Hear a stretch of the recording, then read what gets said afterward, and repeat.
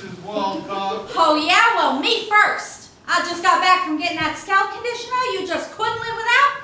And I found a note from Luana saying that she quit because of you. Hold it. I am the victim here. Your employee burst into my room, never bothered to knock, and caught me stepping out of the shower without a stitch on. You've never heard such wild and primal screaming. Well, you probably frightened her. I was the one screaming. It was terribly traumatic. No one seen me naked since I was a baby. And for that, we all thank you. Well, I'm sure that Luana just assumed you'd be checking out this morning, like you were supposed to.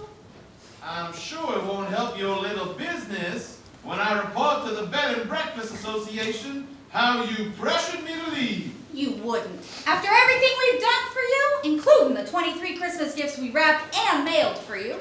Now, you made a reservation for 1 week. You really must put some clothes on and leave. I can't begin to describe the emotional pain I've suffered from this harassment. However, marking my bill paid in full would help with the recovery. That and a roast beef sandwich. Rare, now! He keeps this up and stockings won't be all that's hung by the chimney with care.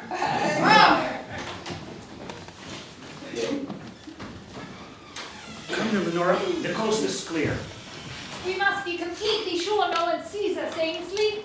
There's no time to spare. All time now, winged thief. Rotten luck, the back gate was locked. Disgraceful. We've become such a mistrusting society. What a minute. Oh, pity we had to come through the house. Tread lightly, my dear. Leave no footprint. Now is the winter of our discontent. Confounded with trailing liquid snow. The capes, off with them. Off! Think anyone saw us dash across the square, darling? Who would notice? We're just two ordinary people out for a brisk evening stroll. Now, are you sure you're ready to do this, my goddess dumpling? An accomplished actor is always prepared. 30 years I've trod the boards. I've never missed a cue. That's the spirit. Now, to the task at hand, with only 10 minutes before our dreaded stage manager notices that we've gone and releases the hounds. Ah, yes, old blood and guts Paulette rarely misses a trick. How it pains me to pander to that pedantic Philistine. Oh, now, darling, we must stay on a good side, should she actually have one. A single bad report from her could keep us from booking those 5 weeks at the Seashore Dinner Theater. Oh, just think of it. Florida! I can hear the applause now. Ainsley, Danforth, and Harvey. Elwood Vidal has long been my signature oath, if you'll excuse me for saying so. I always do. But you're absolutely sure it would be better to do this after the show. No time. The moment the lights dim, we'll hurtle through the darkness towards the next clutch of theater-hungry souls, awaiting enlightenment at the designated Temple of Art. And that would be? Masonic Lodge, Texarkana. Why ask for the moon when we had the Masonic Lodge? Now let's duck in here. I'm sure we'll find a way to the deck. Oh. Oh, hello. May I help you? Well, you see, it's, intermission. And we were looking for the green room and must have taken around 10. That's right. Then we'll just... Wait a minute. You're with the touring group that's doing the show over at the fire station, aren't you? You're actors. Guilty as charged. Oh, be honest now. What gave it away? Oh, I am a big fan of the theater. Last year, a group of us got together and we went to go the Pharaoh Days Festival, and we saw Julius Caesar at the Livestock Pavilion. Oh, well, it was a really good show once you got over the smell. How on earth did we miss playing that charming venue? Oh, I really have my heart set on seeing your show tonight. Unfortunately, I'm stuck here dealing with a problematic guest. Well, no true theater aficionado should be deprived of all talent. Miss Meredith, would you have a minute or two? Oh, let's do the whole show right here, right now. Oh, no, I really don't have time. Trumpet flourish! A Christmas carol. Shamelessly abridged. Merry Christmas, Uncle. Bah, humbug. I'm Jacob Molly. 3 scary Scary spooks are good for you. So what? This is London. Just getting across town scares the dickens out of me. I'm ghost number 1. You've had a sorry past. Who remembers? I can't even recall which employee I tormented yesterday. Different ghost here. You're not doing that much better in the present. Picky, picky, picky.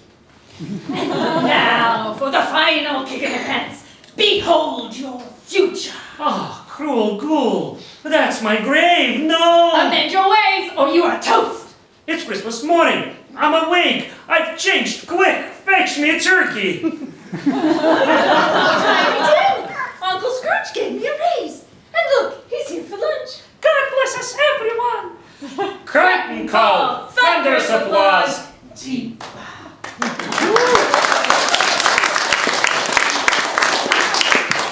Well, that was almost as good as Julius Caesar, but way shorter. Yes, thrilling, weren't we? Oh, yes, you were. Which reminds me, I need to get this bologna sandwich to Mr. Boykin. We're all out of roast beef. Excuse me. By all means.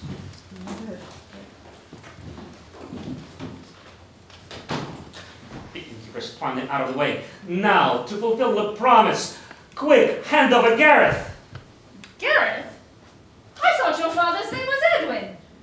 It was, but what has father got to do with any of this? Well, if this isn't the old dad, who's been reposing in my carpet bag? Why, my venerated, much lauded old friend, J. Gareth Montwilliam, of course. Unconscionable! For the sake of our 30-year friendship, I agreed to accompany you on this lower-than-low-budget tour across the backside of nowhere. To get to this particular house on this particular night, to help you scatter your father's ashes in the pecan grove behind his childhood home. I'm getting misty just thinking about your sacrifice. 6 weeks of food unfit for human consumption. Pestilent motel rooms with lumpy beds. And now you tell me that I've entertained dozens of theater goers all across the Midwest. Simply so you could keep a promise to a mere crony? A mere crony? Your hearing must have cut out again, you old girl. I never said Gareth was my father, but like a father to me. It was he who gave me life. He took a lost and lonely boy from a poor family to his drama class, right there at Spearfish High, and opened the world to me. What he gave, that budding thespian, was the most precious of gifts. My life in the theater. I always wondered who to blame. He sensed that I possessed these exquisite talents even then, and guided me to the career of a lifetime. I owe everything to him. And to your plastic surgeon, orthodontist, hairstylist. My point is, last spring, as his final curtain call rang down, and we have said our farewells, I promised to him that I would bring his ashes right here in time for Christmas. Oh, Ainsley.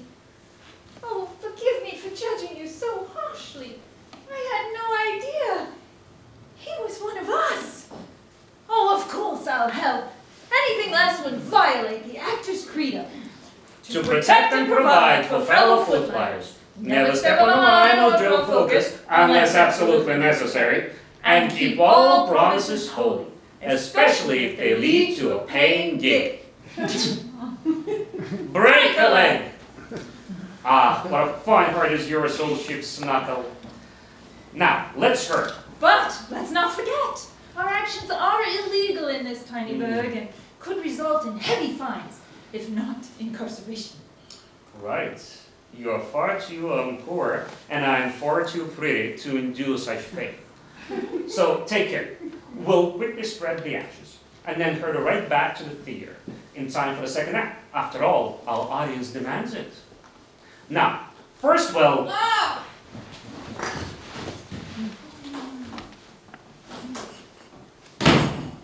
Brown mustard, not yellow mustard. It'll be a miracle if I survive that horrible little man. Godspeed, good woman, and thank you for allowing us this little respite. Yes, we're just resting, preparing for Act 2, not trying to break any law at all. Ow! Zip, zip, my little pimp. Oh.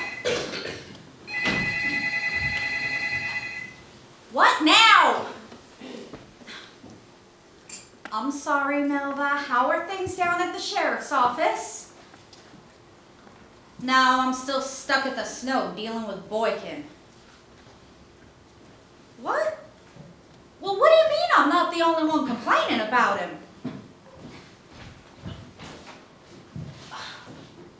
Thwarted once again from getting to the back door. Oh, why don't we just ask her permission? She's an agreeable sort and a patron of the arts. Oh, marvelous. We'll just ask her if we could give her a Christmas to remember by turning her backyard into a cemetery, getting her arrested, sending her to the poorhouse, and when she says no to that irresistible proposition, I won't be able to fulfill my promise. Well, then I suggest you come up with a plan. Okay. I've got it. Quick. We'll create a diversion. Tell her that I have fallen and sprained my back, and that she must accompany me back to the fire station. Then you will make your way into the back grove. Quickly spread Garrett among his beloved pecan trees, and then get right back to the theater. Excellent! No, wait. She'll never believe you. Oh. Let's not forget your endless death scene in Hamlet. An audience member shouted, "Somebody stab him again!" No, I'm far more convincing when it comes to portraying a suffering. What? He's a phony! Yes, but an endearing one nevertheless. You mean to tell me that he pulled the same thing at a B&B in Lufkin, then skipped town without paying the bill? Oh, well, his luck just ran out. Oh, no, Melvin, don't call the sheriff on this one. I'll take care of it myself. What do you want, Boykin? I'm still waiting for my mustard. Oh, well, don't you worry. I got a Christmas gift here with your name written all over it. No, sirree, it ain't gonna be a silent night for long. My word! Some people do tend toward the overly dramatic. I cannot abide those types, can you? I avoid them like the plague. That reminds me of the dreadful actress we worked with. What was her name? Could you narrow the field a bit? You remember, the one who portrayed Lady Bracknell. There was never a worse production of the importance of being earnest. Ghastly. The poor old pot was so horribly self-indulgent with all of her wild gesticulations and endless pauses. We had such fun backstage setting her up. We laughed so much the butler missed 2 big entrances. It was grand fun and a miracle we went out of Cincinnati on a rail. She was truly one of the worst Lady Bracknells ever to disgrace the American stage. I portrayed Lady Bracknell in Cincinnati. And weren't you fetching in that hat and those high-button shoes, old pigeon? But what are you sitting here gabbing for? Nothing's in our way. Let's hop to it. Very well. And if Paulette the Pitbull asks where we've been, we'll say we simply lost our way in the snow. How does that sound? Like a chunk of bull hockey. Why, Paulette? Snuck in a little cat's feet, didn't you? I was The just... two of you are just the same pain in my behind you've been on this entire dismal tour. Now, for some reason, there are still 16 people left at that fire station who clearly have nothing better to do other than wait for the second act of this overdone turkey to begin. And if we don't want to forfeit the pot of gold we collected at the front door, the two of you have got to get back there and chew what's left of the scenery. Let's go! Well, of course, just as soon as we complete a teeny little task. Little task? What kind of troubles are you two getting yourselves into this time? Ah, Paulette, and your endearing sense of humor. Why, we're not in any trouble at all. Everything's fine. Nothing in the world is out of the ordinary. Oh, tricky devil, that one. He's gotten away. You, if Boykin comes down here, stall him so I can get a clean shot. Say your prayers, you low-down mooch! You ain't getting away this time! See? Just another ordinary day on the bus and truck circuit. Dear God, could this job get any worse? Oh, buck up. This is simply how it is in the theater. Something unexpected transpires. C'est la vie. You do what you must. Ad lib. Adjust. The show goes on. Do get a grip, dear. Get a grip? Since this tour began, love affairs, the law, the flu, boredom, and booze have taken out every actor in the cast except the two of you. And I've had to do everything else myself, including 5 characters from a play I've never even read. I'm not even an actor! Now there's a point we can all agree on, right, Mother Waterbug?